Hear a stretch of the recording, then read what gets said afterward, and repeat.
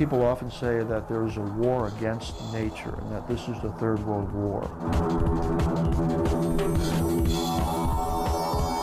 It's getting more stark, it's getting worse, and the rate of change is accelerating, whether we're talking about the extinction of species or the thoroughness of the technoculture. The world right now is frankly very frightening. For what we consider to be industrial civilization, I would say is extraordinarily uncivilized, actually quite savage. It's not an exaggeration to say that we're living in an ecological apocalypse. Between the years 1980 and 2045, we will lose more species of plants and animals than have been lost in the last 65 million years. We have two big picture time pressures that really mean we should be acting a lot more urgently than most of us have. And one of them is peak oil or energy collapse, and one of them is climate change or runaway global warming. I think that most people, even most scientists, continue to underestimate how far down the path to climate catastrophe we've already traveled. For the most part, we're oblivious to it. We don't want to know about it. We don't want to hear about it. The one thing I'm most afraid of is that we're going to mount a tremendous campaign to sustain the unsustainable. At this point, the scientists are saying that the Earth's temperature may increase by as much as 10 degrees. At that point, there may not even be bacteria left. When the oil starts to really run dry, and when those in power have to assert their power in a time of dwindling resources, I think they're going to turn to much more blunt and cruel methods of enforcing their power. The whole climate is changing. The winds, the ocean currents, the storm patterns, snowpack, snow melt, flooding, droughts.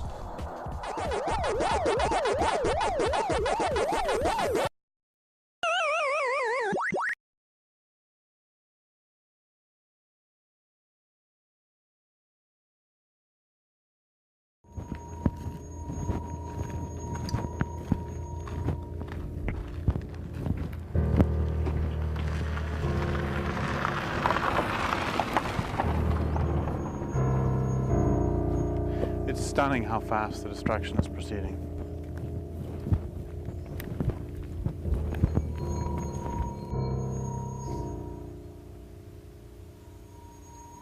Every day that passes, the world is in worse shape. The sad-looking man you see on the screen is Derek Jensen. Jensen is the best-selling author of several non-fiction books, including A Language Older Than Words and A Culture of Make-Believe. His books deal with topics such as surveillance, child abuse, the environment, and something he calls civilization.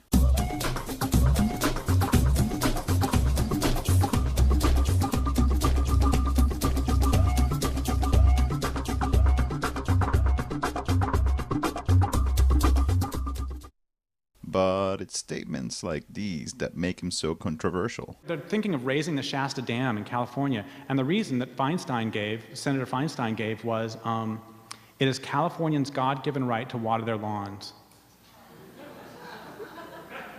You know, there is no way to argue with that, except with explosives. That was Mr. Jensen in 2006. The same year he published a 2-volume set called Endgame. In Endgame, he argues that there is an urgent need to bring down civilization.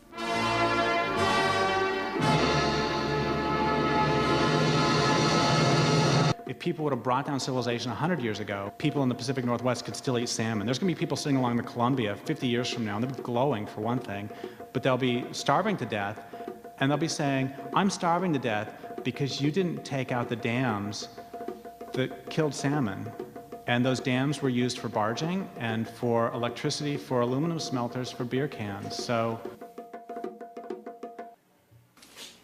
God damn you. He lays out his case against civilization by enumerating 20 premises. Due to time limitations and the fact that most people would not tolerate a 20-hour movie, we will explore 4 of these premises and accompany them with real-life examples. Industrial civilization, civilization itself, but especially industrial civilization, is not and can never be sustainable. It doesn't take a rocket scientist to figure out that any way of life that's based on the use of non-renewable resources won't last.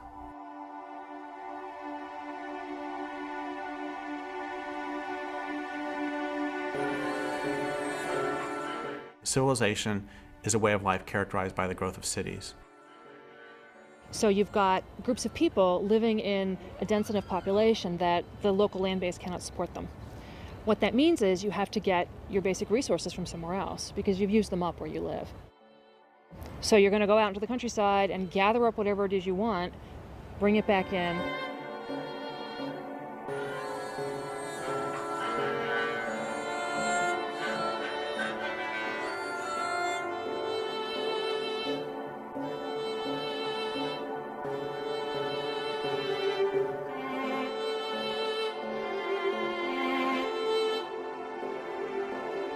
If you require the importation of resources, what that means is you've denuded the landscape of that particular resource.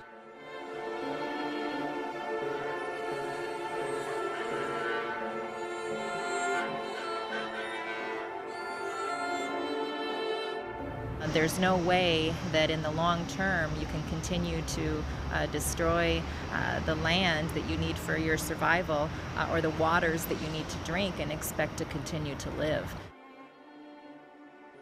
Industrial civilization requires ever-increasing amounts of energy and ever-increasing amounts of land, ever-increasing amounts of resources of all kinds in order to perpetuate itself, in order to continue to grow, in order to just maintain itself. And we live on a finite planet, and those aren't available. Of course, unfortunately for us and most living creatures, that culture won't stop until it's consumed as much as it can, or of course until we stop it ourselves.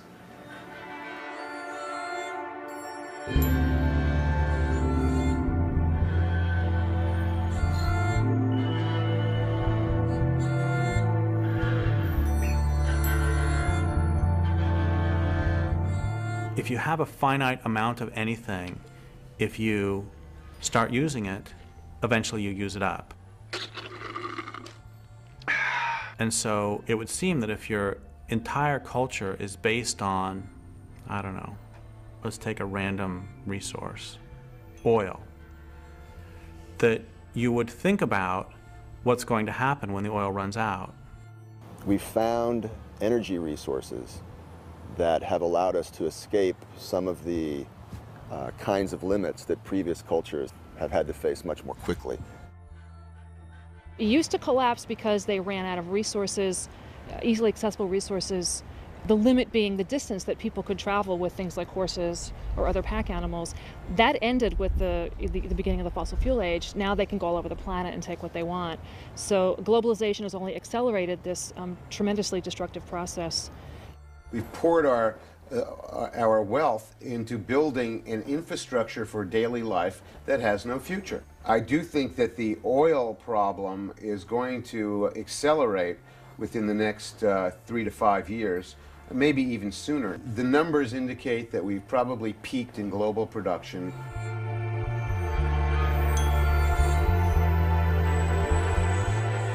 Where do you find the break from that? I mean, it's all of it is a giant machine or ensemble that just moves forward. Technology, for example, never takes a step back. This whole thing just keeps going like a cancer. I don't know of any civilization that's been sustainable. I don't believe there ever has been one. Technology, really in its essence, is our culture's determination that comes from certain philosophical and historical sources that we will be nothing else but more relentlessly technological. There is no clean green path to living at a lifestyle that we're all used to in industrialized nations. This way of life is over. Civilizations are often cutting their own throats very visibly, very obviously, but they just keep on doing it. Every civilization is defined by hubris. It's defined by its denial to recognize that it lives in a natural world. As a matter of fact, every civilization in its founding lies elevates itself above nature and claims that it is the controller of the whole world.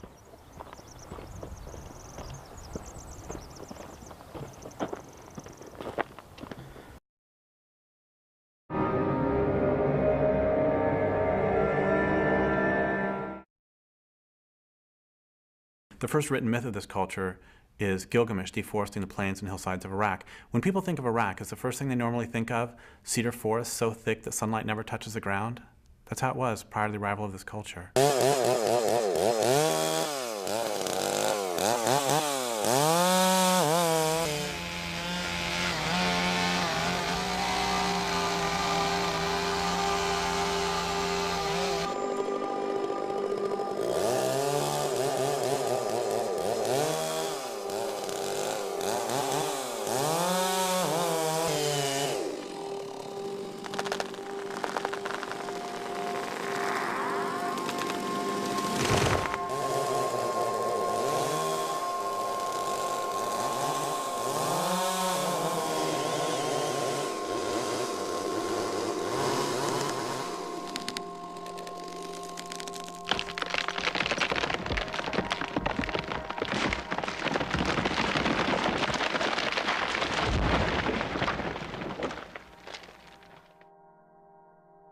So as a longtime grassroots environmental activist, and as a creature living in the thrashing endgame of civilization, I am intimately acquainted with the landscape of loss, and have grown accustomed to carrying the daily weight of despair.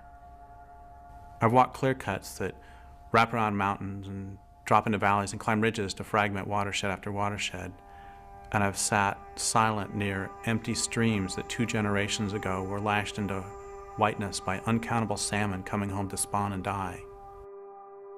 Out here in BC and across North America, when they do industrial logging, they actually take and just remove all of the trees. They level everything. They leave nothing but stumps and slash piles. And they burn the slash piles and they take out all the timber. And what's left is a wasteland. It's like they take a rainforest and turn it into a desert. That's what a clear cut is.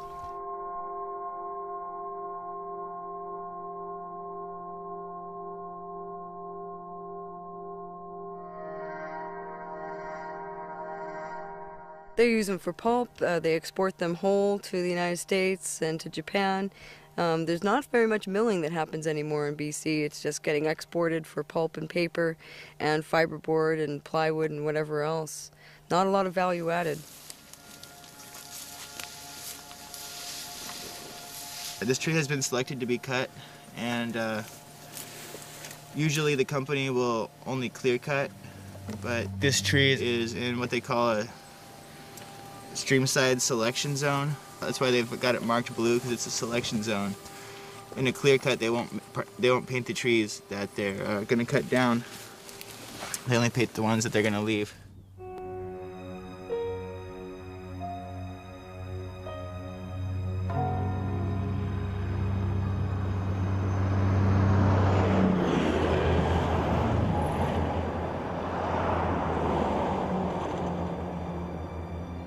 There's still a strong push to harvest as much of the western red cedar as they can. They're bringing in huge helicopters to do that. And they're high grading, selecting only the really good high quality timber and leaving the rest laying there, you know, in a junk heap. So that's why we keep on, you know, fighting back.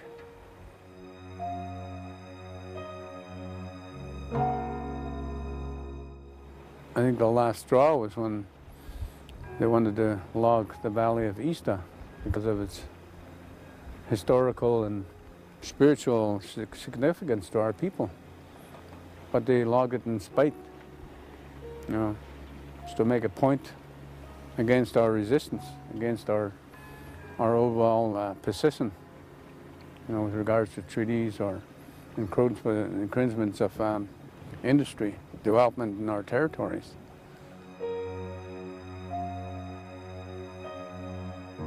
In a lot of these areas, like this clearing behind me up on the hill, you can see the soil is exposed. The ultraviolet kills off all the mosses, the funguses that hold the forest, hold the soil together. When the stumps rot and the roots die, then the slopes slide. And often there's not much regrowth, there's no regeneration of the forest. They do some replanting. It doesn't always work because there's no soil left. It washes down into the streams, it kills the salmon, it fills up the reservoirs, it causes all kinds of flood damage downstream. That's terrorism. Stripping down on all the trees, ripping out the trees in the forest, and now they're going to rip out the guts of the land with them, looking for copper and gold. And there has to be some kind of focus to address the injustice to our people, the injustice to the land, to the water, to the wildlife, the injustice to the marine life and the salmon life, and the injustice to the people that want to stand up for it. When we block the road, these trees are very valuable, and the laws are all profit-driven. They're all driven by the corporations. The police are there to enforce the corporations' right to log, not to enforce our right to stop them and protect the ecosystem. There's so little that's left of the old-growth forest like this that we see on the sides here, that people are putting their bodies on the line. They are willing to make huge sacrifices to stop the forest from being sacrificed, and the water and the air quality and the global climate.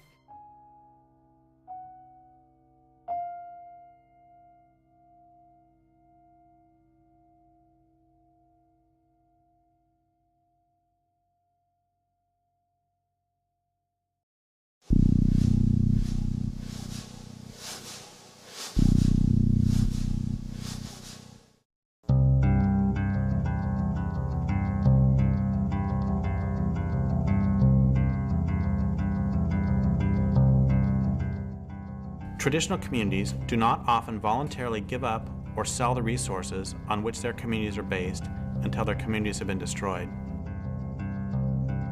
They also do not willingly allow their land bases to be damaged so that other resources, gold, oil, and so on, can be extracted. It follows that those who want the resources will do what they can to destroy traditional communities.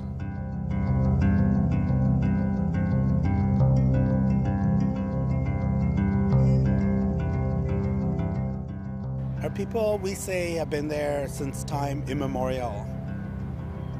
Prior to invasion and conquest, colonization, lands in North America were occupied by populations of people that had a profoundly different relationship with the land.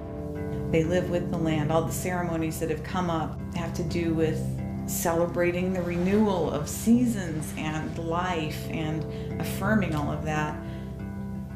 One thing about Indigenous peoples is that there's always the idea that you have to live in balance. And, you know, emotionally, physically, spiritually, emotionally, you have to have balance. And so this same philosophy was applied to the natural world that they lived in. The Tolowa, on whose land I now live, weren't civilized. They didn't live in cities. They didn't require the importation of resources. They lived in villages, camps. And they lived there for 12,500 years if you believe the myths of science. If you believe the myths of the Tolowa, they lived there since the beginning of time.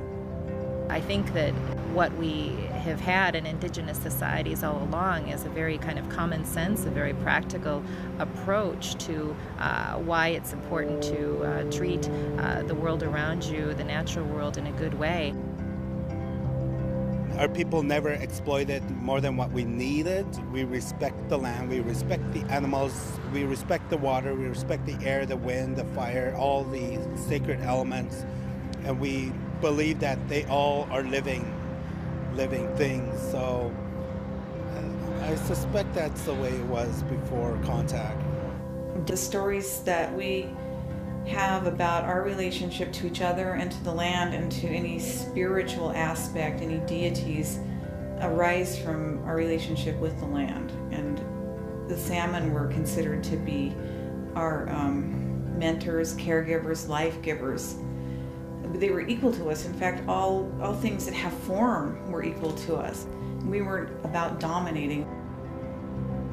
The spiritual relationship that our peoples had prior to invasion with all of creation, and recognizing that all beings have a spiritual essence, a spiritual entity, and that if we want to live in this universe in a good way, that it was absolutely essential that we learned how to maintain respectful relations with all of creation.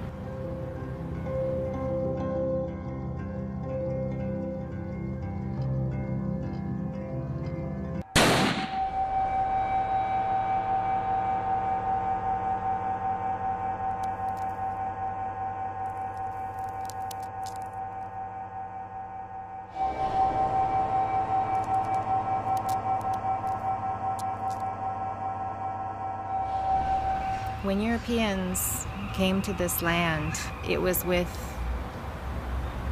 such a rapacious appetite. It still has not been sated. They brought Christianity, they brought colonization, and certainly they did bring civilization. They came in and they were sent with this commission, they felt, apparently, to dominate the land, and it was just basically there for the taking. These people would accept beads or just kind of get out of the way, and of course they had superior firepower at that time too. Right off the bat, with Christopher Columbus landing in the Caribbean region on what is today Haiti and the Dominican Republic, they initiated almost immediately a genocide down there that depopulated most of the nation there, the Taino and the Arawaks. And one of the main things that happened was the introduction of diseases, which was basically biological warfare.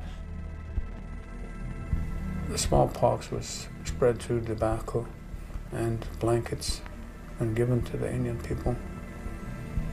So it didn't take them long to be decimated because they were pure.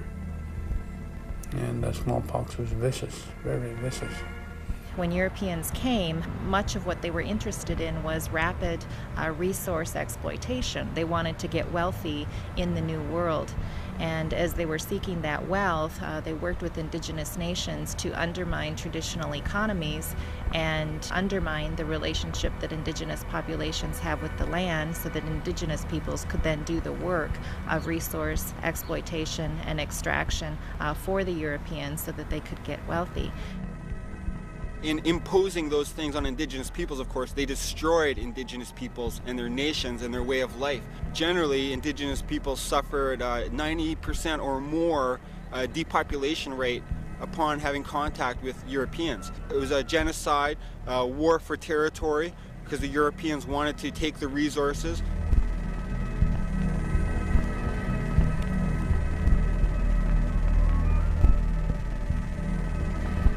Settler society has worked to destroy what it needs to live, and that's suicidal. It's a suicidal mission. There's no way that it can be sustainable in the long term.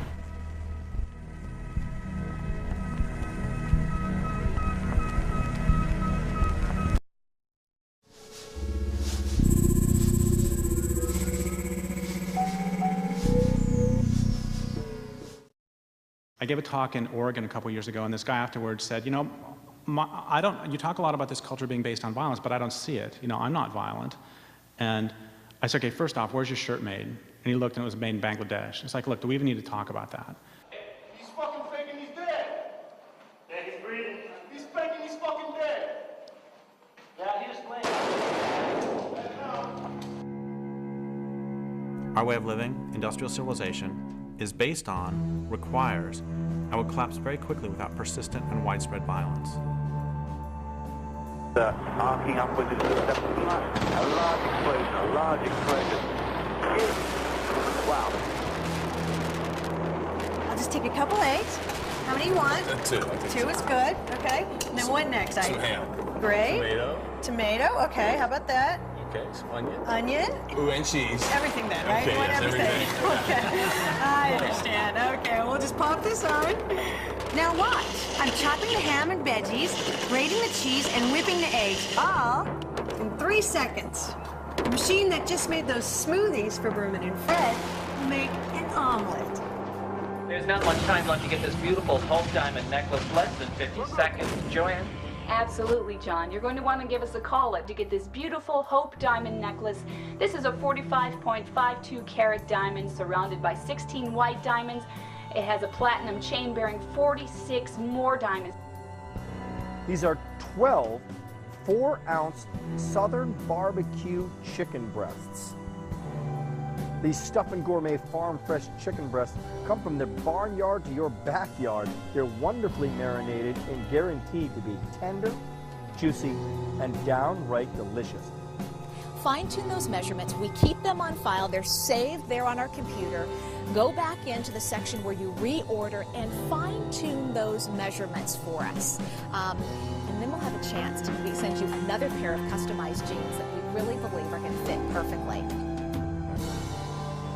So we're going to do a countdown starting from 5. Everybody got to help me out here. 5, 4, 3, 2, 1. Oh!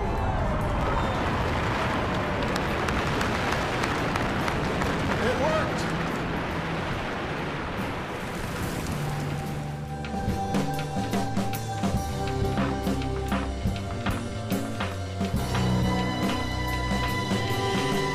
Second, I said, okay, do you pay rent? He's like, yeah. And I said, why? And he said, because I don't own. And I said, no, what would happen if you didn't pay rent? He said, well, the sheriff would come and evict me. I said, I don't know what that means. What would happen? He said, well, the sheriff would come and he would knock on the door. I said, okay, great. What happens if you open the door and you say, hey, I'm just finishing up making dinner. You want some? And so the sheriff sits down, you feed him, you don't poison him. And then after dinner, you say, well, you know, you've been somewhat pleasant company, but not all that pleasant, so I would like for you to leave my home now. What would happen? He said, well, the sheriff would pull out his gun and he'd say, I'm here to evict you because you didn't pay rent. I said, so the reason you pay rent is because if you don't, some guy with a gun is going to come and take you away. He said, I think I get it. I said, let's try again. What happens if you're hungry? So you go to the grocery store and you start eating. What's going to happen? So we're going to call the sheriff. I said, yeah, it's the same guy who's going to come with a gun and take you away. He's a real asshole, isn't he? So one of the reasons we don't see a lot of the violence is because it's exported. And another reason we don't see a lot of the violence is because we've been so metabolized into the system that we bought into this strange notion that it's okay to have to pay to exist on the planet. That's really, really weird. And if you don't pay, then some guy with a gun is going to come and bad things are going to happen to you.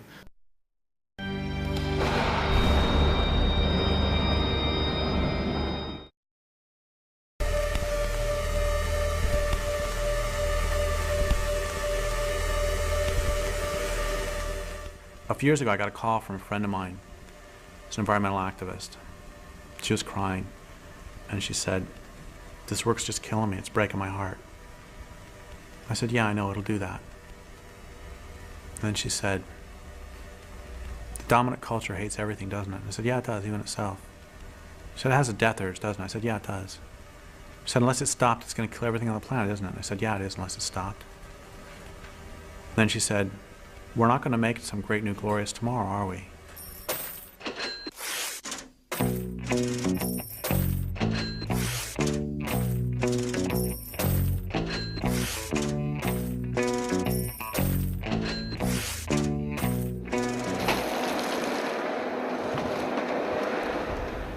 %98 of the old-growth forests are gone. 99% of the prairies are gone. 80% of the rivers on this planet do not support life anymore. We are out of species, we're out of soil, and we are out of time. And what we are being told by most of the environmental movement is that the way to stop all of this is through personal consumer choices. By simply purchasing our product, the consumer can make a small, easy step to a greener earth. So by taking that one roll and buying that one roll, you can help save millions of trees. I think we can really look at the history of the environmental movement to tell us a lot about why it hasn't been working. There was a lot of pretty radical and militant environmentalism happening, especially in the 70s and 80s. In a lot of ways that was kind of a heyday for environmentalism. You know, Greenpeace was founded. It started to become very mainstream in some quarters to be an environmentalist. And then there was also a shift around that time when corporations realized that they could sell a lot of things by calling them green. Greenwashing is an attempt by corporations to put labels on their activity that are popular and that appeal to people's sensibility about and concern for the environment and for ecology. For the vast majority of people within society today, that there's a total sense of denial and disconnect between what they think is good and right and then their actions as a society or as a civilization, especially as it relates to the natural world. I have a real problem with a lot of the, quote, solutions, end quote, that are put forward by people because they confuse what is real with what is not real. What they do is they take the industrial economy as a given, how can we save the industrial economy, and oh, it would be nice if we still have a planet. It doesn't matter if I buy, hemp soap, if there's a runaway greenhouse effect and the planet becomes uninhabitable. The modern mainstream environmental movement of the big environmental organizations, Greenpeace and Sierra Club and the others, is rooted in that very same cultural lie that nature is resources. Nature is things to be used and managed. Nature is as the philosopher Martin Heidegger put it, just a vast gasoline station that we can just endlessly extract from. They may say we need to manage it more wisely, but as long as they maintain the mindset that we are the lords of creation and creation exists for us as resources to be transformed into commodities for us to buy and sell, as long as they maintain that perspective on what it means to be an environmentalist, then they're working within the same framework of an ultimately self-destructive path that the culture is on.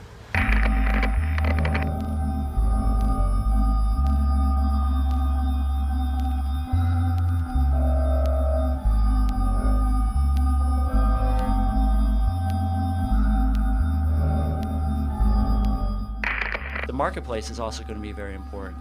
Many customers have been pushing for change in the boreal forest. The Forest Products Association and its 21 member companies are responding to the demand for greener products. And that marketplace is going to pay close attention. If the change isn't happening, then they're going to put pressure on the parties who are part of the agreement, the environmental organizations, the forest products companies, to do the things that they've set out to do. And they will reward the companies when things begin to be implemented and the change happens on the ground. Fully confident of that. One interesting piece of the agreement is with Greenpeace, David Suzuki, Forest Ethics, Canadian Parks and Wilderness on our side. When someone else comes and tries to bully us, the agreement actually requires that they come and work with us in repelling the attack, and we'll be able to say, fight me, fight my gang. I personally have no use for large institutionalized environmental organizations. I think they're more of a problem than a help. They're just eco-bureaucracies. And I won't name any because I don't like to badmouth organizations except for one, which I feel that I can, and that's Greenpeace. And the reason I can criticize Greenpeace is I am a co-creator of Greenpeace, and therefore I feel like Dr. Frankenstein sometimes, and I feel that since I helped create the thing, I can certainly criticize it.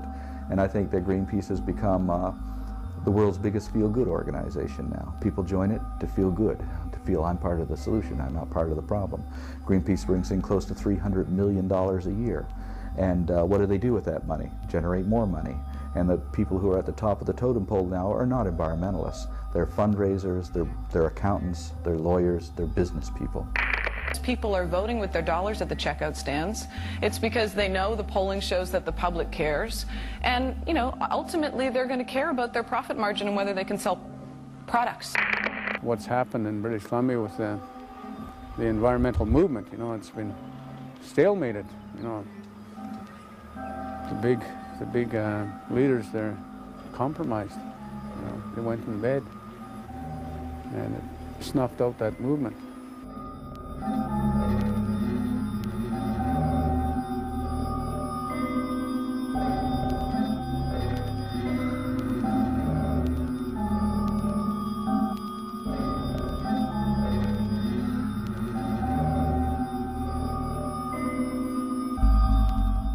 So what happened was there was direct action, there were blockades, there was an international market campaign that put a lot of pressure on the companies that were logging in the Great Barrier Rainforest. But the end result was that all fed into a closed-door negotiation with Sephora Berman leading the negotiation, or as chief negotiator on the conservationist side, where a lot of the groups that actually did the work, the direct actions, and did the market campaigns were shut out of the process. Public oversight was removed, and the protocol agreements that were signed with First Nations and with conservation groups were basically shunted aside. And so the protocol agreements gave the negotiators a mandate to negotiate for 40 to 60% conservation, but what happened was they agreed to 20%. It's not strange to me when people tell me that Oh, you know that the former president of Greenpeace now works for the logging industry of Canada. The former president of Greenpeace Australia now works for the mining industry. The former president of Greenpeace Norway works for the whaling industry. See, because it's just one corporate job to the next.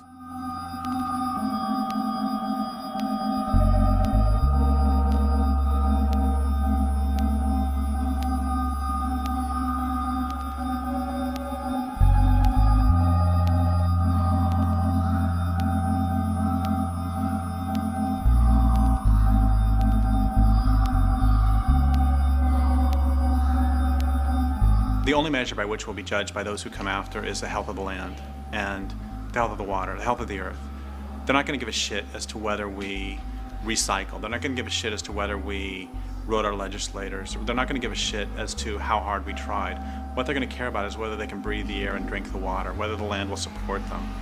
And they're not going to care how hard we try. They're not going to care about any of that. What they're going to care about is, do we live on a living planet?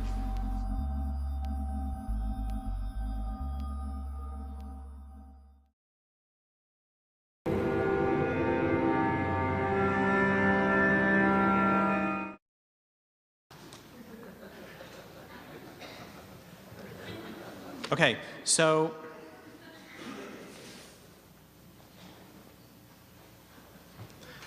I don't know if you know this, but the original draft of the movie Star Wars was not written by Lucas. The original draft was written by environmentalists, and it's a little bit different.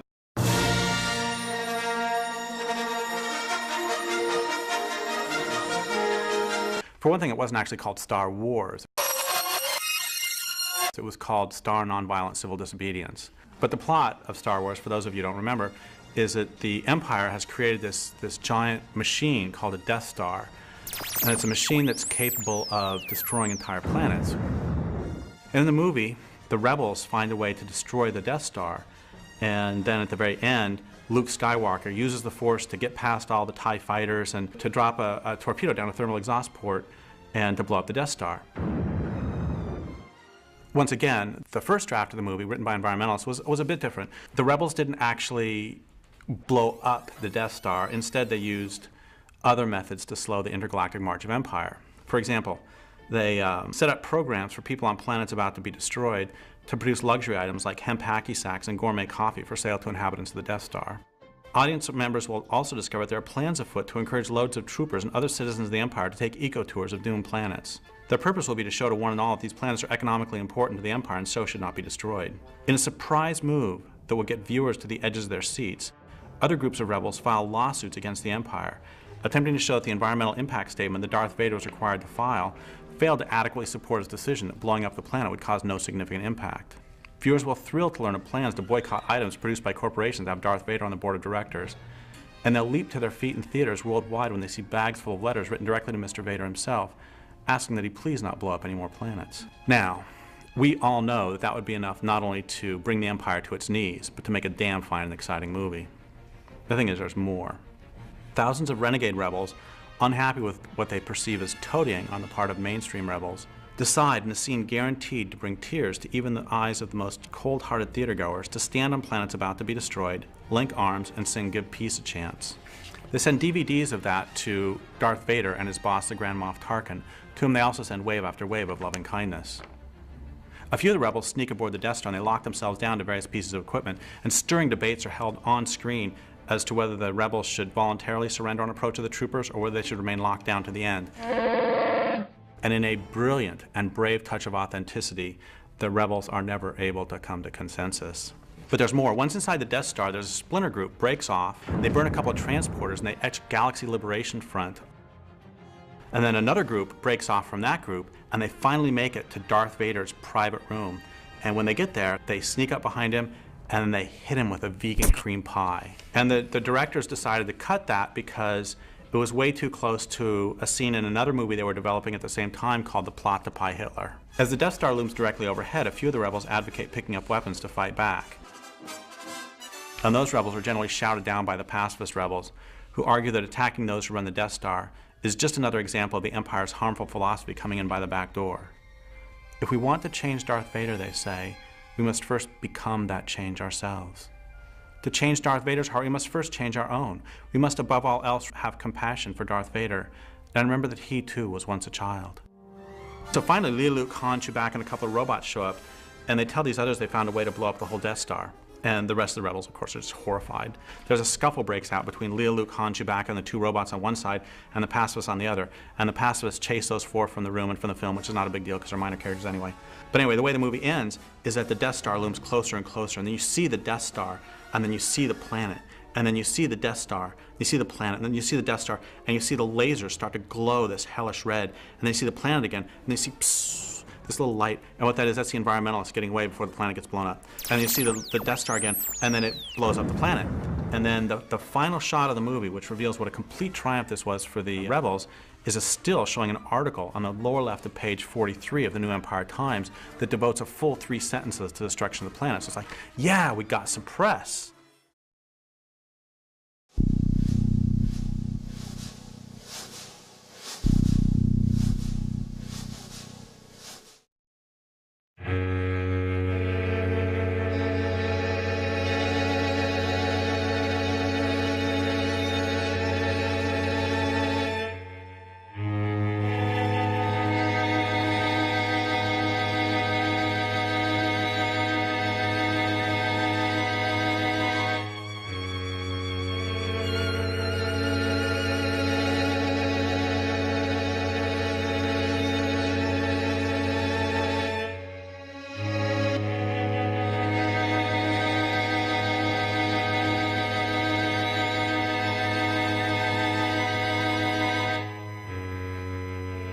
The public really needs to understand that no combination of alternative miracle fuels or biodiesel or ethanol or nuclear or sun or solar or used French fried potato oil, no combination of these things is going to allow us to keep a happy motoring society going.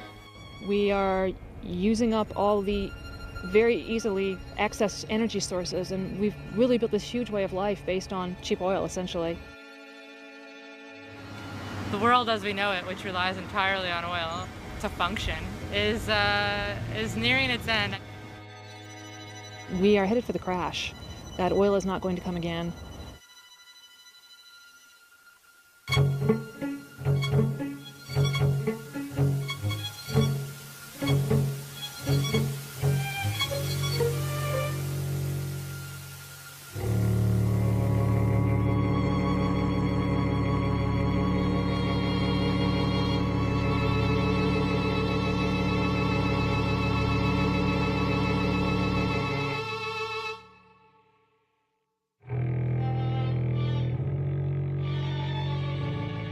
Tar sands are probably one of the biggest industrial projects in the history of mankind. The tar sands are the largest, most destructive environmental project on the planet right now. It's oil extraction. It's some of the dirtiest oil on the planet, which means that it takes the most energy to extract. And the reason that we're extracting this particular brand of dirty oil is because there's no other oil left to extract. Tar sands really aren't oil. Effectively, the process by which you mine and refine tar sands is effectively adding about 100 million years of development through a synthetic process. The tar sand deposit in an area that covers the size of the state of New York or larger than England is already considered the largest industrial project in human history, and it's barely begun. They extract it from the sand by steaming and heating water and basically boiling it. So the oil sits on top of the water like a froth, and then they scrape it off, and that's the bitumen. There's mining processes and in situ processes, and both of them are pretty much trying to extract bitumen out of the sand. To produce 1 barrel of oil, you have to first, after you've cleared off the ground and broken all the trees down and so forth, then dig a pit which can be up to 200 feet deep. For each barrel of oil, there's 4 barrels of water used in a process called a slurry, where you spin it at a high speed, high velocity, with high temperatures of water to separate the bitumen, which is the pre-synthetic oil, from the sands itself and all of the clays and silts. But that's after you've already dug out what has to be hundreds of tons of earth. The energy that's required to actually do that is approximately, people say for almost every barrel of oil you need about a half a barrel of energy just to produce this. So for every barrel of energy input is 2 barrels of oil that are produced. Whereas with conventional crude it was very, very minor in terms of the energy that's inputted to actually get the crude oil out. So the ratio that's most important to talk about is a ratio you could use in a country like Iraq, where for each barrel of oil you use to try to get more oil, you'll get about 100 barrels back.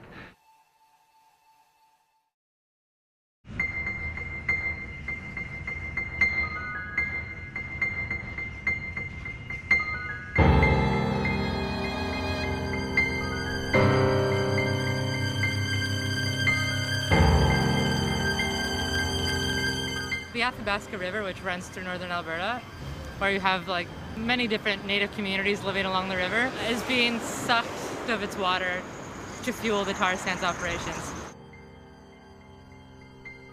Because of the contamination of the river from oil sands discharges of things like oil and grease and treated sewage into the Athabasca River. And sometimes there's accidents of spills of these toxic chemicals directly into the Athabasca River. The community of Fort Chipewyan, both the Mikisew Cree and the Dene Chipewyan First Nation, who have been fighting and really at the front of like raising the alarm about what's happening, and their community has been seeing all this rise in rare cancers, autoimmune diseases, arsenic in the land, the moose meat, the fish are high levels of heavy metals, mercuries. Basically the whole environment up there is contaminated. How this is affecting my community is that it's killing off the people of Fort Chipewyan. It's what I've called before a slow industrial genocide. I buried my auntie, I buried my uncle, I got an auntie living with it. And this is a war for our lives because the government is allowing the people of Fort Chip to die. The tar sands are not only fueling the destruction of the second fastest rate of deforestation in the world outside of the Amazon River Basin, they're already the second fastest contributor to climate change in North America. And with the goals of production that they're talking about, the CO2 emissions will make it so the only way you could outstrip a climate change contributor for all of North America would be to combine all of the coal-fired power plants from Alberta to Arizona and in between across all of North America. I think that the tar sands is the absurdity of still desiring oil when we know so well that, for example, fresh water is just an elemental part of human existence, and that we're running full force towards extracting these last little bits of oil to sustain this plastic culture, this plastic civilization, to the destruction of the environment in which we can live. People say it's like the world's addicted to crack, and this is like the dirtiest and most disgusting form of crack that'll keep it addicted for a lot longer, right? Like this is actually what it is. It is the most insane thing that people are doing.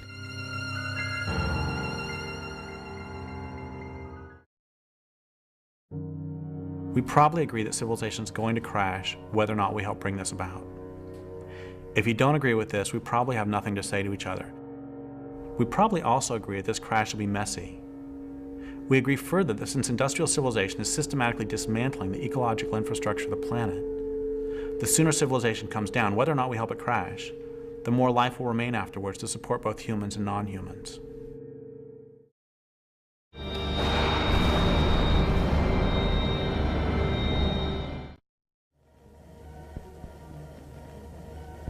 The genesis of Endgame, really, the book, was really because I did some talks around the possibility of fighting back, and the response by the audience was really predictable. If it was an audience made up of sort of mainstream environmentalists and peace and social justice activists, often they would put up what I've taken to calling a Gandhi shield, which is they would say the names Martin Luther King, Dalai Lama, and Gandhi again and again as fast as they can to keep all evil thoughts at bay. And if it was grassroots environmentalists, they would do the same thing, but then they would come up to me afterwards and they would say, "Thank you so much for bringing this up."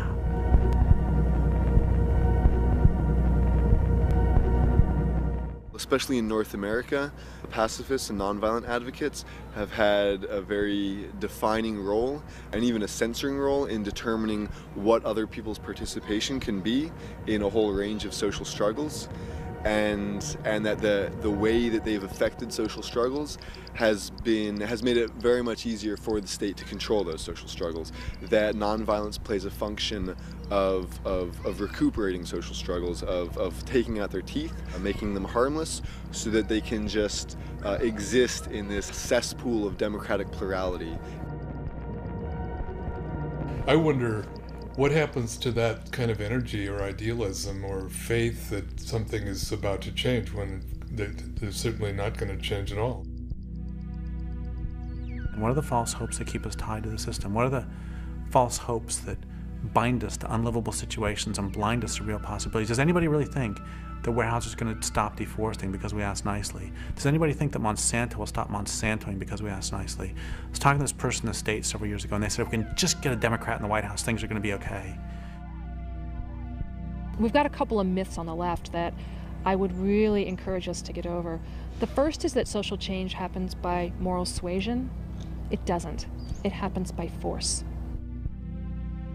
The problem with persuasion as a strategy is that it only works on people who can actually be convinced and who can, be relied upon to act from their position after their minds have been changed. And the problem is that we're not dealing with individuals who can be convinced or persuaded.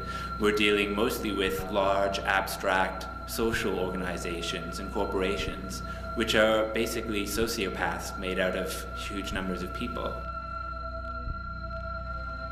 You can't argue with psychopaths, and you can't argue with fascists, and you can't argue with those who are benefiting from an economic system. You have to stop them through some form of force, and that force can be violent or nonviolent. Could you have stopped Ted Bundy by peaceful means? The left, to a large extent, subconsciously, has as its primary role to make resistance harmless. States have recognized that resistance will never disappear, that struggles will never disappear. And in the past, they tried suppressing struggles the first time that they showed their heads, that there's any sign of them, and that proved ineffective. So nowadays, the way that states rule is by accepting the inevitability of conflict and resistance and just trying to manage it permanently. Keep the march going. There's nothing happening here. There's nothing happening, just one more line of police. So please keep the march going. Social movements in North America are locked into this pacifist doctrine that is imposed by the middle-class reformists who want to control the movement and dictate how it conducts itself. Advocates of nonviolence, they frequently say that nonviolence works, and the principal examples that they use of that are Gandhi in India and Martin Luther King in the US. The problem with that is that this constitutes a really great historical whitewashing, that in fact the resistance in India was incredibly diverse, and Gandhi was a very important figure within that resistance, but the resistance was by no means pacifist in its entirety. Gandhi gets used as a way to shut down conversation. Especially in the West, Gandhi's used as a way to sort of quell any ideas of either direct action or what's perceived as violence, or sort of like, resistance that goes beyond what is seen as sort of like a pacifist or a peaceful means of resistance. For years, I really bought into the whole Gandhian myth that is really sort of forced down the throat of activists in the United States. And the people who disabused me of that myth were when I first actually met some people from India. The people I talked to certainly didn't deify him, and many of them despised him. And they felt he was a collaborator, and he was somebody whom the British could work with. Gandhi's very well known in the West, but when you go to India, there's a freedom fighter and revolutionary leader called Bhagat Singh, who's in India probably almost as well known as Gandhi, as a part of the independence movement and sort of a leader in the independence movement. But in the West, most people probably have never heard his name.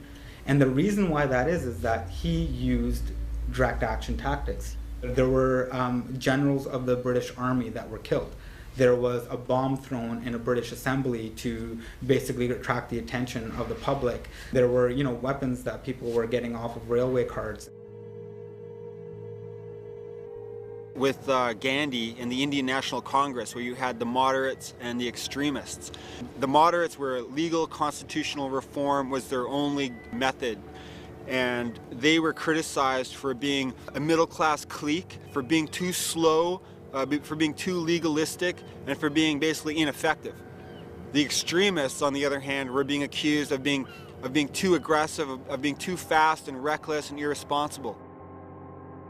Gandhi basically got negotiating power from the fact that there were other elements in the struggle which were even more threatening to British dominance. So the British specifically chose to dialogue with Gandhi because he was, perhaps for them, the least threatening of the important elements of resistance. Gandhi came in as being the middleman. His theory of nonviolent passive resistance seemed to be a bridge between the extremists and the moderates. The British were bled white after World War II and didn't have the morale left anymore for a big fight, and they helped choose somebody that they could work with. They knew a revolution was coming and they wanted to blunt it as much as they could. India went from being a colony to a neo-colony. The British were still able to maintain their interests less directly with Indians being in positions of management.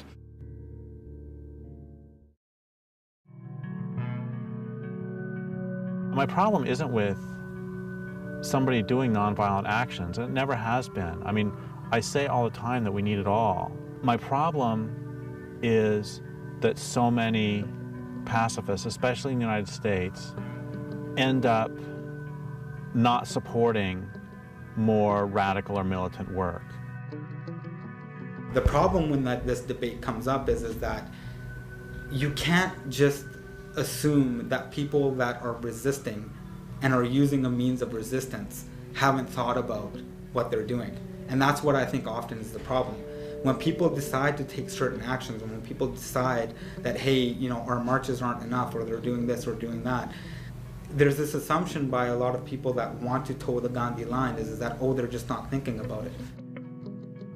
What most states will choose to do in similar circumstances is to find the elements of the resistance that are most easy to control and most easy to co-opt, to negotiate with them, and then to hand over power to them in order to continue the system that had already existed. So again, you have the state doing the same thing it did with Gandhi and Martin Luther King, it does with, for example, the environmental movement. So it invites the responsible leaders of the environmental movement in to inquiries, government commissions, debates. It recognizes them. They're the legitimate leaders because, again, it doesn't want the movement to begin to adopt more militant resistance tactics.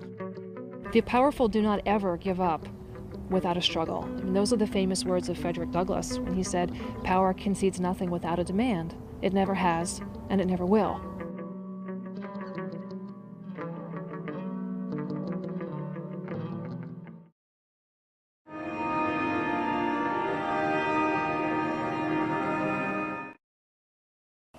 If we use more efficient electricity appliances, we can save this much off of the global warming pollution that would otherwise be put into the atmosphere. If we use other end-use efficiency this much, if we have higher mileage cars this much, and all these begin to add up, other transport efficiency, renewable technology, we have everything we need, save perhaps political will. But you know what? In America, political will is a renewable resource.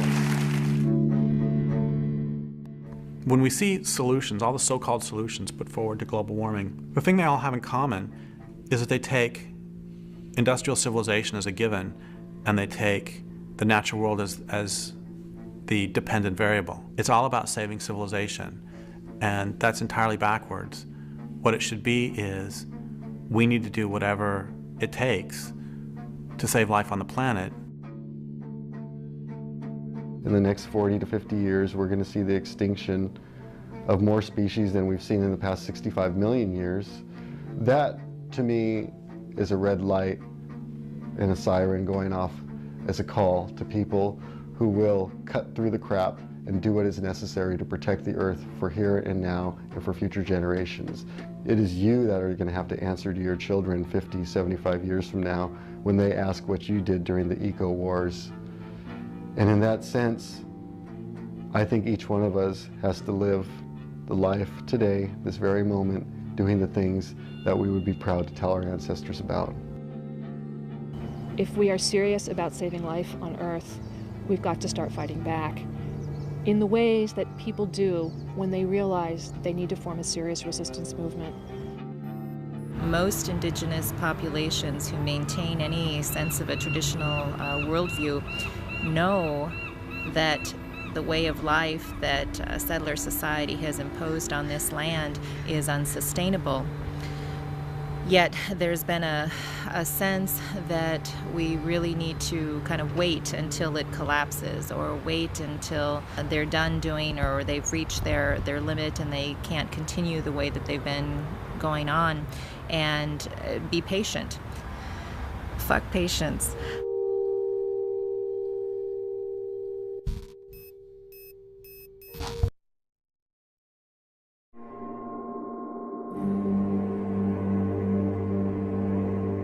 I think really the big problem is power, and that's something that liberals have a lot of trouble kind of thinking about or wrapping their heads around.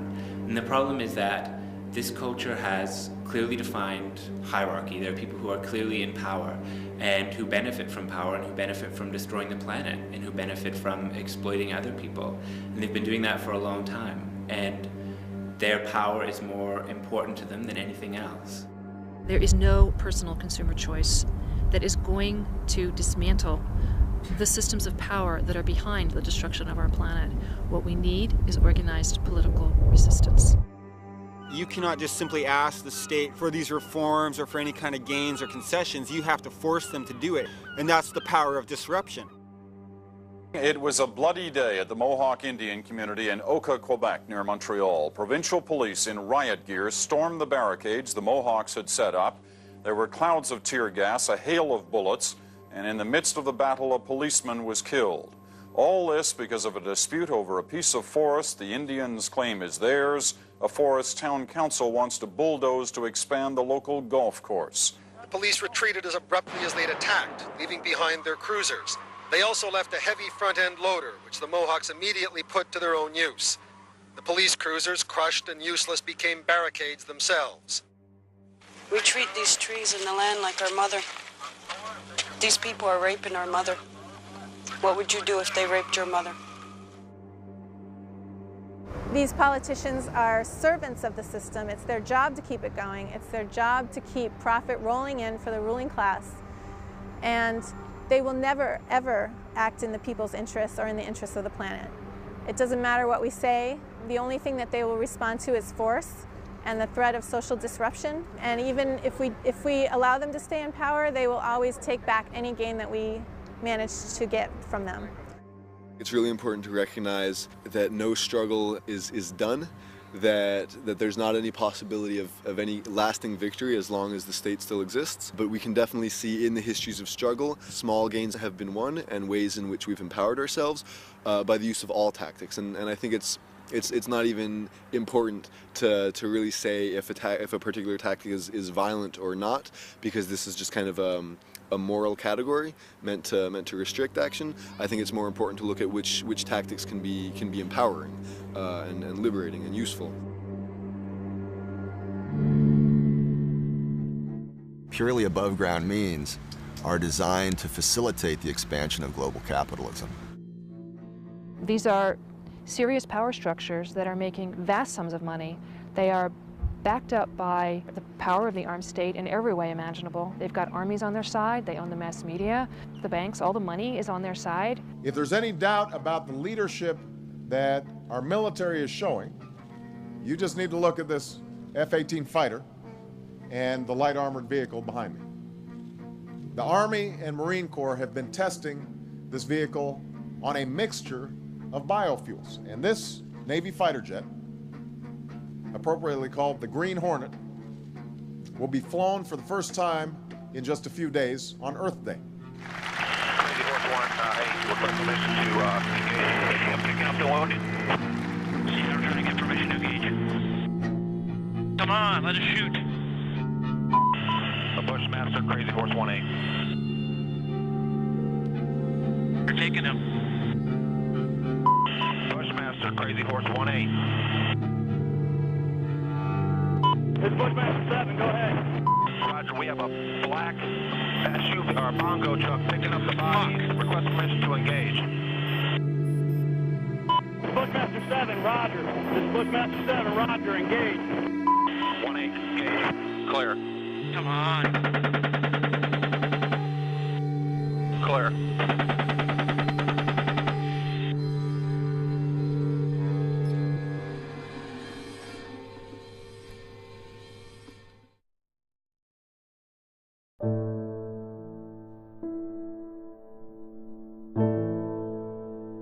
So if the law will not do the right thing, other people will have to do the right thing, and they'll have to do the right thing by breaking the law. And that precedent has been set many times throughout our history.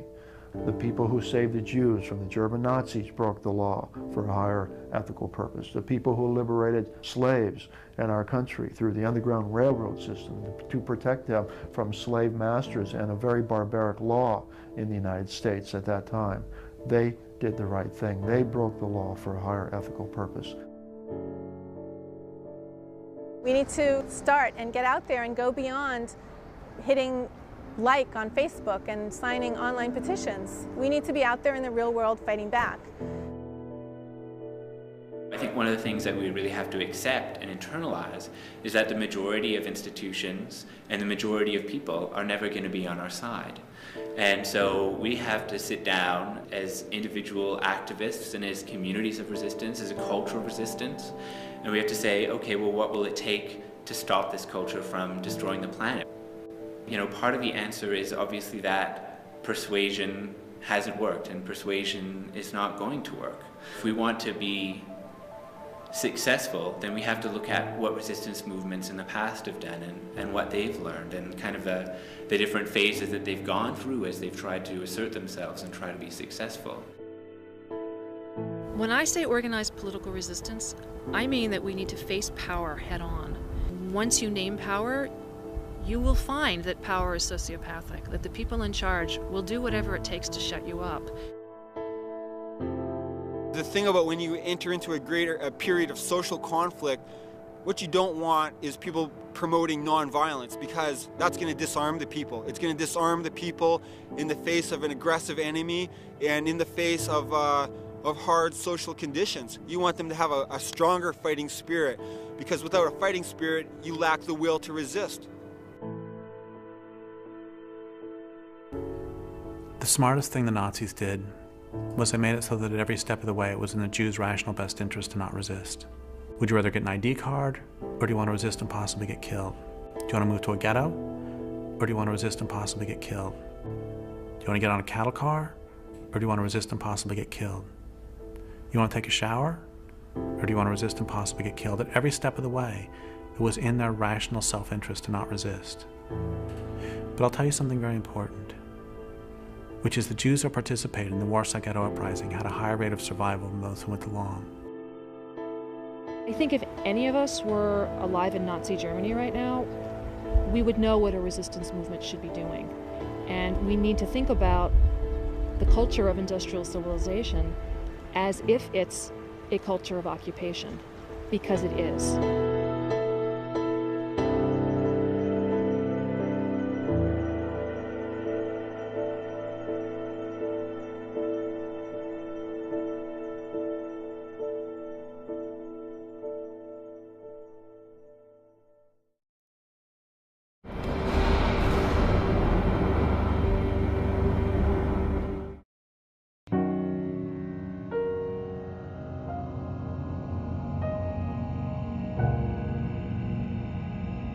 If Nazis or other fascists took over North America, what would we all do? What would we do if they implemented Mussolini's definition of fascism? Fascism should more appropriately be called corporatism, because it's a merger of state and corporate power.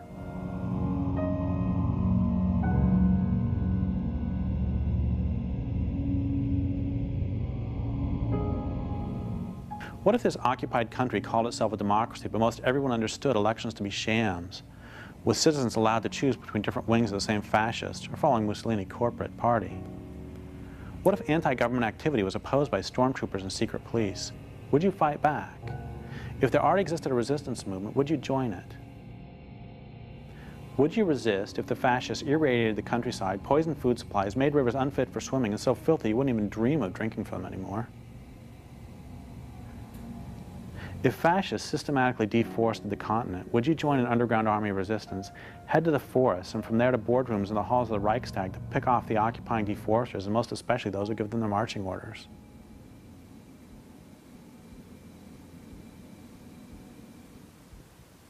Give me a threshold, give me a specific point at which you finally take a stand. If you can't or won't give that threshold, why not?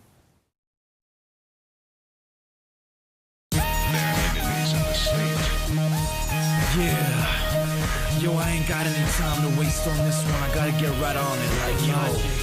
When I face the page, I place the rage, place it into stasis. I write it and erase it.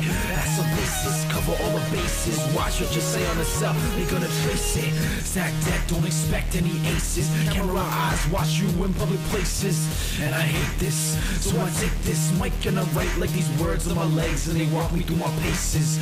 People chasing glittery lights, but I've seen the heights. My time is not wasted, I'm tracing the sky. Who weed smoke that I took me to all the spaces of mine. In time, look, just face it, this life is mine. That's why I'm not racing the finish line. Will come with time, the moment designed to shine, I won't replace it. So I take my time, grind it up and break it, roll it up so fine, light it up and blaze it, smoking blunts, smoke 'em up. End times on the grind, training for the signs. Take your fist and raise it up to the sky. See the fire in the eye, do or do not do. There is no try, hard to find what's true. That is no lie. If they clip your wings, how you gonna fly? Are you gonna lie? You're gonna die. So until that day, are you gonna try? One by one we multiply. Eyes to the sun, just let it shine now. Now get into it. Now choose your side. We got to do it. The time is right. Now get into it. Now change your life. Only you can do it. The time is right.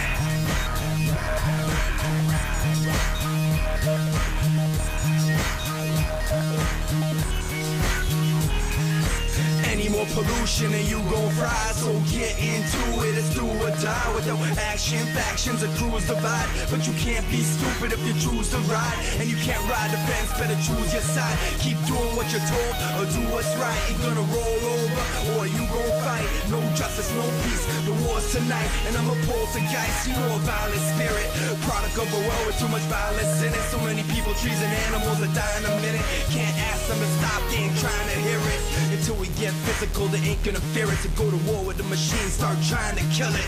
Until it dies, every day's a violent day. And they expect you to protest in silence and stay pacifist and unaffected while we die and decay. We need to rise up, fuck kneeling to pray.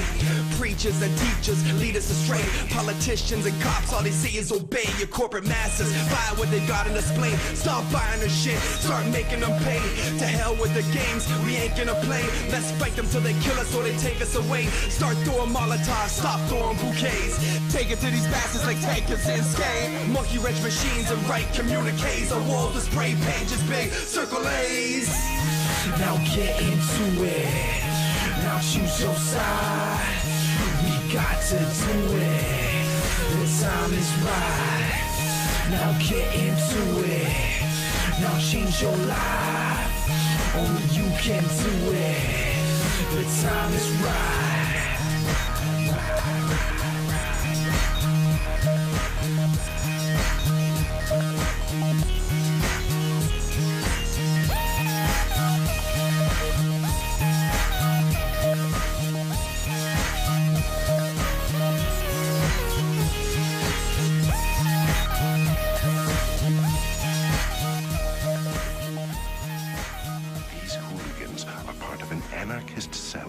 Agents have been tracking for weeks. If you listen to them, you're playing right into your own destruction.